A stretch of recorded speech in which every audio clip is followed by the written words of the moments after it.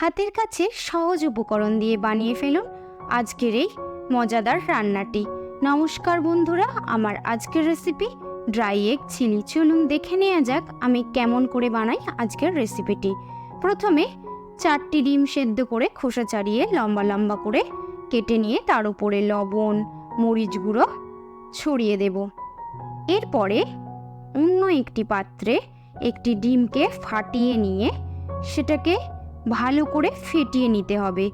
এরপরে এর মধ্যে দিয়ে দেব 1 চামচ ময়দা, 1 চামচ কর্নফ্লাওয়ার, পরিমাণ মতো লবণ, 1/2 চামচ গোলমরিচ গুঁড়ো, 1/2 চামচ গরম মশলার গুঁড়ো, 1 চামচ আদা রসুন কাঁচা লঙ্কা বাটা, 1 চামচ টমেটো সস দিয়ে এটাকে ভালো করে ফেটিয়ে নিতে হবে।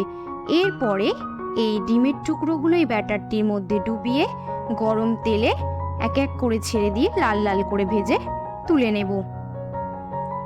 এরপরে ওই তেলের মধ্যেই দিয়ে দেব রসুন কুচি, আদা কুচি, কাঁচা লঙ্কা কুচি, চৌকো করে কেটে নেওয়া পেঁয়াজ, হলুদ ক্যাপসিকাম, সবুজ ক্যাপসিকাম, লাল ক্যাপসিকাম, টমেটো কুচি, পরিমাণ মতো লবণ, চিনি, 2 চামচ কাশ্মীরি লঙ্কা গুঁড়োর পেস্ট, 1 চামচ সয়া সস, 1 চামচ চিলি সস, 1 চামচ টমেটো সস, 2 চামচ কর্নফ্লাওয়ারের গোলা, হাফ বাটি জল দিয়ে ভালো করে নাড়াচাড়া করে এরপরে ভেজে রাখা পকোড়াগুলোকে এর মধ্যে তুলে দিয়ে নাড়াচাড়া করে ধনেপাতা ছড়িয়ে নামিয়ে নেব।